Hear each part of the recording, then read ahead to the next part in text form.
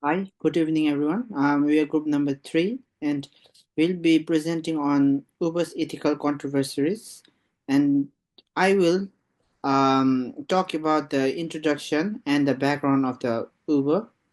And Uber, founded in 2009, is currently transforming global transportation through its innovative app-based ride-hailing platform. As of 2025, Uber operates in more than 72 countries and it has achieved a valuation of $70 billion. However, the company faces several significant issues. This includes the ongoing misclassification of gig workers, frequent class clashes with regulators, concerns about passenger safety, and violations of the Americans with Disabilities Act. In the recent years, criticism of Uber has intensified.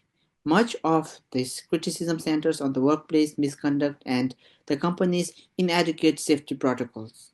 So, we'll apply these theories to analyze and evaluate Uber's current business practices with the goal of understanding the ethical implication and its operation.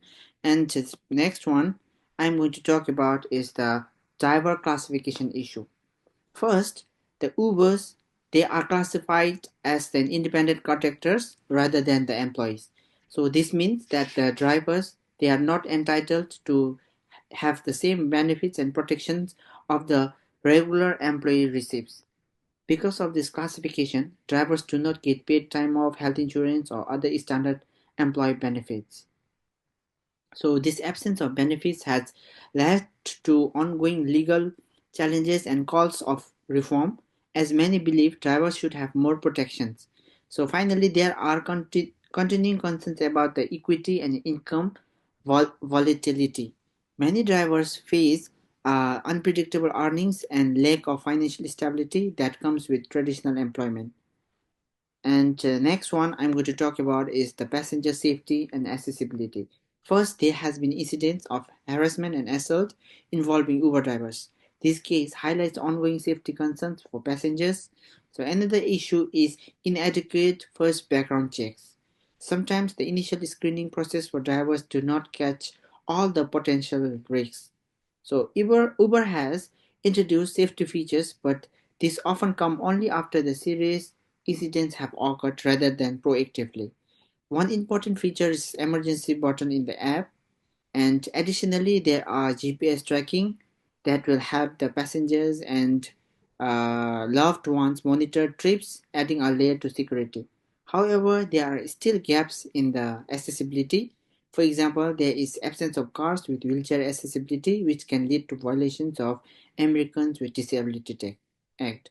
So the next topic is going to be presented by Sanchika.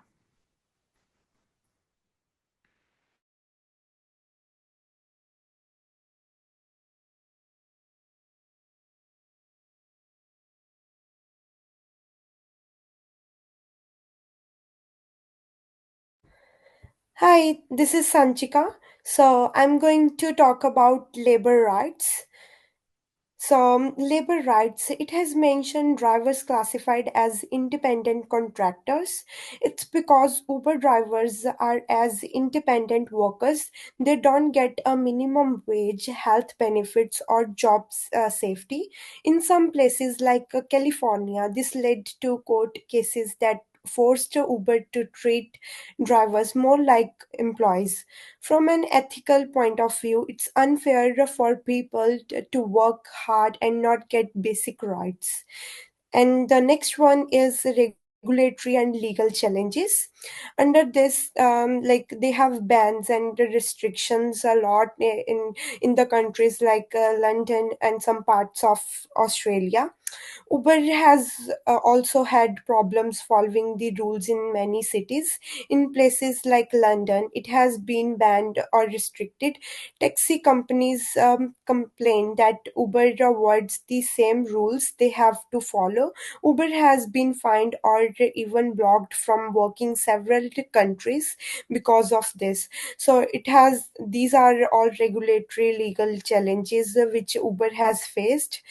The next one is internal corporate culture. Under this, inside the company, things we are not good either. And under this, it's a old CEO Travis Kalanick. There were many reports of sexual harassment, bad behavior, and people being punished for speaking up. They use like abuse language. This led to many employees being fired and a change in leadership. This shows Uber had been big problems in its workplace culture. Thank you. Now, Jigme gonna be proceed with the rest of the slides. Thank you. Now I will present on the Uber's reaction.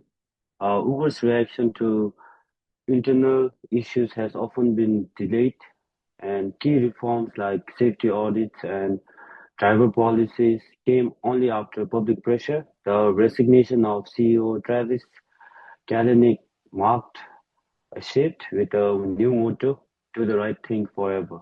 But despite some changes, Uber is still criticized for being reactive, fixing problems after they happen instead of preventing them. So, while progress has been made, the company's response is still seen as slow and driven by damage control. Recommendation for Uber. First, Uber should reclassify its drivers in regions where laws support employee status.